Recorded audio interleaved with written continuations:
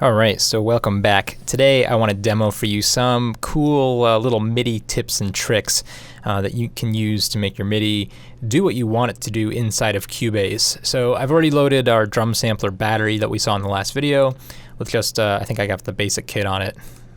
Indeed. So let's start writing some MIDI. First thing, I could just use my keyboard and just bang and record and do the normal thing. But in this case, I'm actually going to click it in using my mouse. And this will just give you the exact precision and control to write whatever you want to write. So let's do that. So I'm going to hit the alternate or option key if you're on a Mac. And I'm just going to click and drag 4 bars here inside of the Cubase window. And then I'll double click on it to open it up. So I just created this 4-bar MIDI part. There it is. I just opened it up. And I'm going to scroll down to C1. Again, if you don't know the general MIDI drum kit layout, I don't know if I want to spend a whole video going over it, but learn it. Go on, Google image search and maybe Google up a picture or image of it and just print it out and keep it side by side until you learn it. But basically, in general MIDI, almost all kick drums are right here. And snare drums, and usually we'll have a stick or possibly, this one's kind of optional. It can be a snare alternate or a kick alternate. In this case, it's the rim shot. Here we usually have a clap, but on this basic kit, it's actually just a roll, more snare drum. These are usually toms. We got some hats. This is a hit a hat, close a hat, and then open hat, crash, ride, and so on. All right, but anyway, you don't need to know that because if you just experiment and play around with your keyboard, you'll figure it out. But it's really useful if you do. So I'm just going to click it in. I'm just going to make, how about a little 4 on the floor kind of beat. So this is pretty boring. Whoops, missed. And actually, I can just highlight all these, hit Control D, and it'll just duplicate them. Let's add some snares. And again, I'm going to make the snare 2 beats long. And that way, when I hit duplicate, it'll duplicate every 2 beats. So it'll sound like this. If I only made it 1 beat long, and I hit duplicate, it'll duplicate every beat, which isn't what I want. So again, this is just a little trick. If you're going to use the Control D shortcut key, make it as long as you want it to repeat. And some hat, and I'm going to make some hats on the 8th notes. So I'm going to make sure to choose the appropriate quantize value up here at this menu at the top of the screen. And we'll just make a whole bunch of those. And I'm not sure if I'm feeling the toms yet. Maybe, well, we'll just listen. This is so awesome. All right, so not very exciting yet. But we're going to do a few things to see if we can help it along. The first of which is, if you notice, the velocities are all 100. They're all just the same exact 100 velocity. And in general, when we're playing music, if you play a musical instrument, you might do this instinctively without you even realizing it. But what you do is you tend to make the first beat of the measure a little bit louder, the first offbeat pretty weak. It's maybe just loud enough so we can hear it. The second beat kind of loud. The second offbeat kind of weak. The third beat sort of in between the first and the second, and then an offbeat which is weak, a little bit quieter, and then an offbeat. And let's just loop just that part. Whoops, I highlighted too much. And loop. You should feel like this is kind of musical, right? It's got a real beat to it now. It's going da da da da da da da da. Right? You should feel that impact. Compare that to this. This is very flat, less dynamic. You could say it's louder. You could say louder is more exciting, but it's certainly less dynamic. Okay, so first of all, we want this to look like this. Now I'm going to undo what I just did. Because you could spend all day and let's say you wrote out not just 4 bars, but you wrote out maybe 64 bars of really awesome drum part, but you don't want to go through and click all the velocities like that. Well, I have a solution for you, and it's a little bit convoluted, but it's pretty cool nonetheless. So inside of Cubase, I'm going to highlight all of my notes, just drag a box, touches all of them, and I'm going to, whoops, oh God. All right, didn't know what that was about. Good job, Cubase. I'm going to control click. Nope, can't do it anymore. All right. Maybe I can do it this way. So instead of, normally I can control click or control right click, depending if you're on a Mac or a PC, to open up the MIDI options. I'm just going to go to the menu at the top of the screen and say Logical Editor. And this is very confusing to use if you've never done anything like this before, but oh, it's so powerful. This will save you so much time and so much energy and so much effort, depending on what you're trying to do. It's a wonderful, wonderful tool, and if you're really serious about working with MIDI, it's something you really just, you just got to know if you want to save yourself lots of time. So how this works is you give it a type of thing to do. In this case, we're going to transform, because I'm going to take all these velocities and I want this to remap them automatically for us. So this is going to be a transformation. Other things we could do are like delete and insert and copy and select. But we're going to be transforming today, which is what I use this for mostly. And this is a little bit of like an algebra. If you remember math class or algebra, or if you've ever done any computer programming, this is going to feel like that a little bit. So the top half is what are we going to transform? And the second half is what are we going to do to that?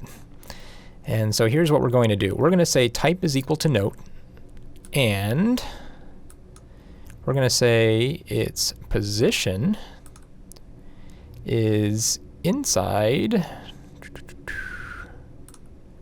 a bar range. And I'm going to say all of that.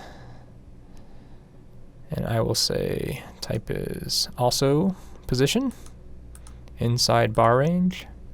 So I'm going to say or here. It's very important you say or. And there. All right, so I just highlighted parts of a measure. We have two measures of 4/4 here. And I just highlight from the beginning just over a little bit and then smack dab right in the middle. And what this will do right now is if we were to execute this, it'll just go through and find any note that starts at the very beginning or halfway through the measure. And what do we want to do to it? Well, I want to add to the velocity. Just know that value 1 is equal to pitch and value 2 is equal to velocity. You just have to remember that. And we are going to add, we'll just say 15. All right, and then as soon as we have that set up, we're going to hit apply. And did you notice what happens over here? Let me undo. Just watch the velocities. Boom. All of your velocities on your strong beats just got turned up. And conversely, I can change this to subtract. I'll say 15. And I can just find all the weak beats. Say, you're a weak beat, you're a weak beat, and hit apply. And I just turn down all of those weak beats. We can do it for these weak beats as well, over here and over here. Apply. And imagine, right, if you were doing this for 64 bars, instead of clicking and dragging all through here, we just had this logical editor do the whole thing for us automatically. And now this thing has some real feeling to it.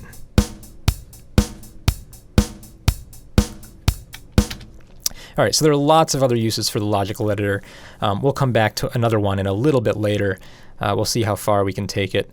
But for right now, that's your quick introduction. Again, it probably wasn't that quick. It's probably confusing still.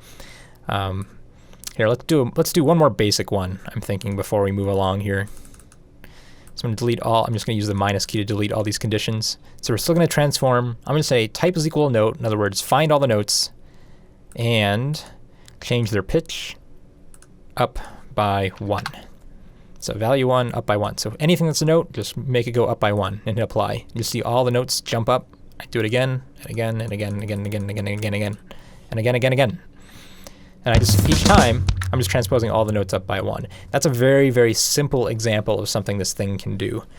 How about I can look for all the notes and change the position, or divide the position by 2. In other words, make it twice as fast.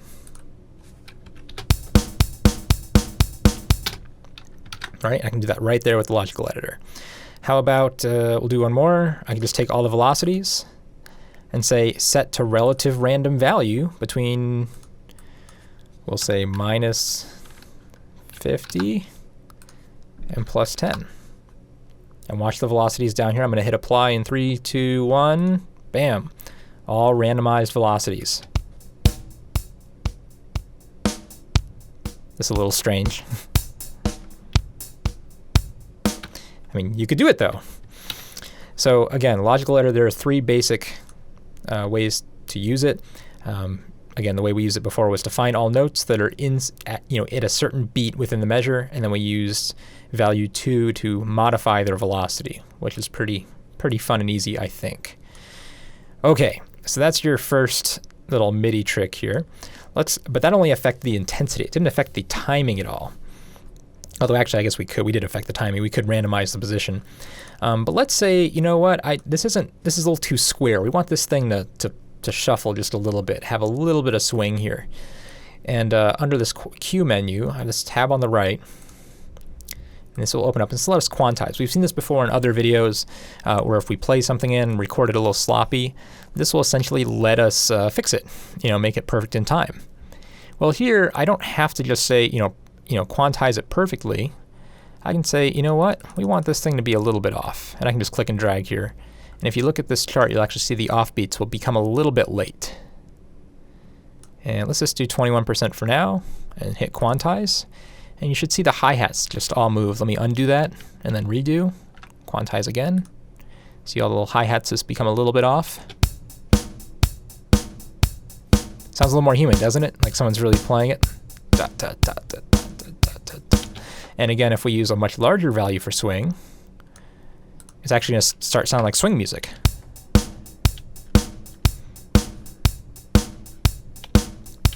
But what's really cool here is you can actually change how much you want it to swing. It's completely variable. We can do a really hard swing. Or how about somewhere in between a hard and a soft swing?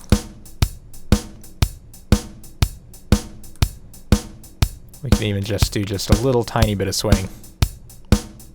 It's not even really swing. I'm still feeling his eighth notes, right? So this is one way to actually add a little bit of a timing offset, make your offbeats drag just a little bit, which is again kind of what humans tend to do when they're playing anyway. I mean, if only a hair. So that's another really cool feature. All right, let's go back to that MIDI menu. I want to show you if you go to functions, there are some other options here that might be really useful. One's just called velocity. And this is, if I know you already guys survived the logical editor, at least our quick 4-minute introduction to it. But this is a very simple version. Basically just says, what do you want to do to the velocity? And we could add, subtract, we can compress or expand. I tend to use this when I just want to compress or expand more. And it asks for a ratio, something, we can, above 100% is going to be expansion, and below 100% is going to be compression. If we just compress to, let's say, 50%, watch what happens to these values down here. You see how they all got about a little bit closer to each other? Let me undo that and bring that menu back open. In other words, it compressed the total range. Whoops, functions, velocity. It compressed the total range of those values. And again, if I wanted to go further out, no problem. Let's expand them to 150% of the range of the previous values. Now this thing is really going to feel like it's downbeat oriented. You feel those downbeats really strong now compared to before. So again, this is just another tool that lets you shape the data, right? Again, we're not changing any audio, we are just shaping the data. There are actually a lot of fun little tools on this menu here. We've got things like reverse. You can play it backwards, which actually, we played a more or less symmetrical drum beat, so it's really not going to matter with this particular part, but can be kind of fun. We can delete doubles. We can make everything the same length, which can be very useful just to look at. And then, yeah, I want to do, well, you also have transpose too. We can transpose everything. But I want to go back to this logical editor. And let's say I wanted to do something a little crazier. Let's be more creative with this. We have this great, wonderful tool right here. Let's be a little more free with it. So I'm going to find all notes. And I'm going to go down here and I'm going to add another line. I'm going to say position. Yeah, we're going to randomize it. And then that pitch, value 1, we're going to randomize that too. So we'll say between, how about 17, how about relative random values? How about it'll go up, oh, it's 24. And apply. You see what just happened there? Just totally randomized everything.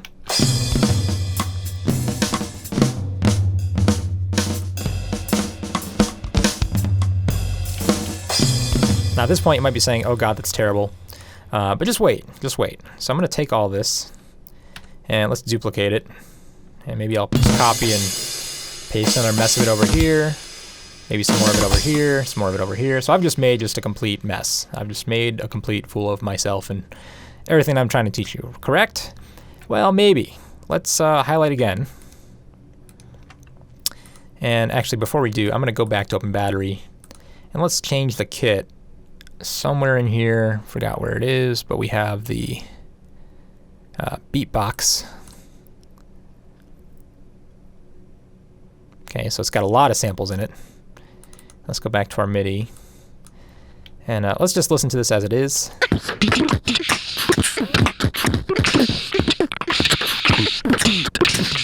All right, you might be saying, well, that's kind of cool. All right, but now we know about quantize.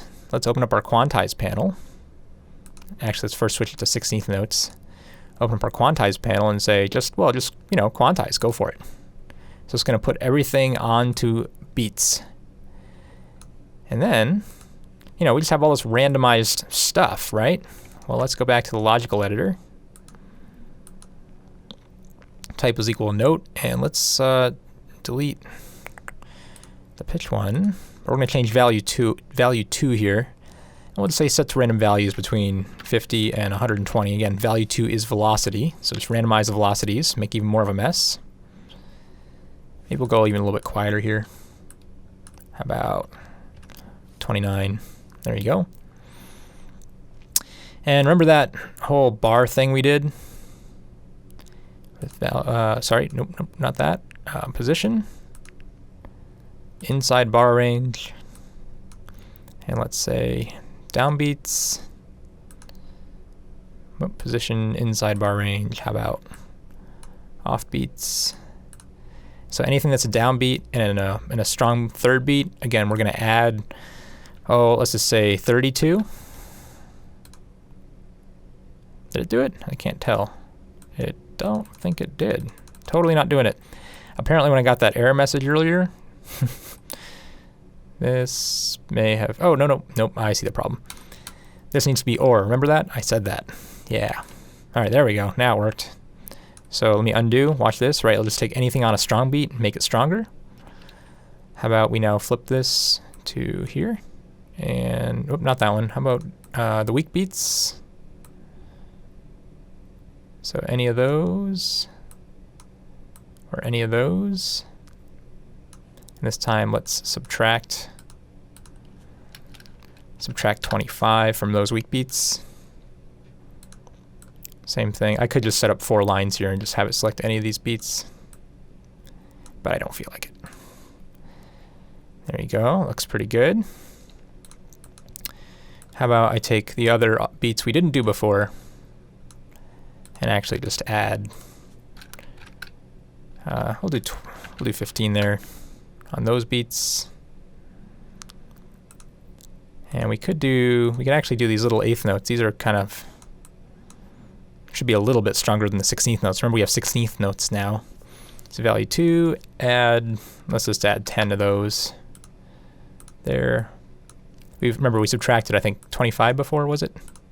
All right. So each time you can see that I'm actually reshaping the velocities. So this thing should feel like it actually has a pretty good rhythm now because we quantized it. We gave it extra emphasis on the downbeats. At least we thought we did. It doesn't look like. Yeah, a lot of the second beats are way stronger than the downbeats, it looks like. Let's listen to it anyway.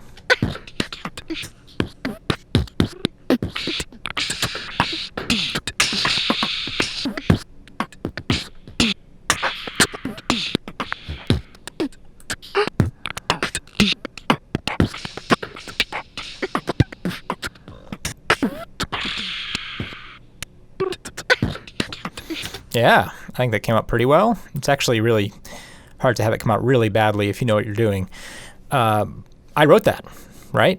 I mean, I just totally just generated a whole bunch of random values and just let Cubase sort of shape it for me. You can definitely hear the downbeat, right? It's got these strong beats where you feel like the beat is really clicking along.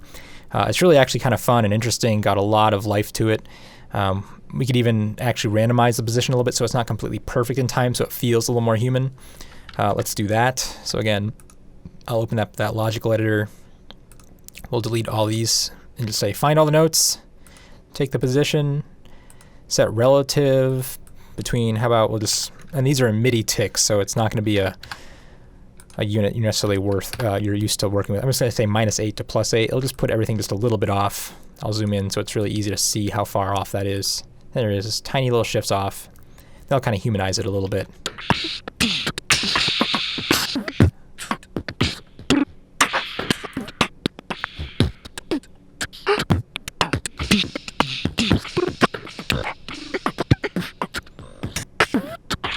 Yeah, so there you go.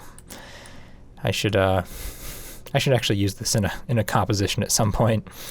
But anyway, a lot of cool things you can do with MIDI. Remember, MIDI is just data, not actual audio. And because of that, you have all these weird, wonderful tools and algorithms and ways that you can just manipulate that data. All right, I'll see you guys in the next video.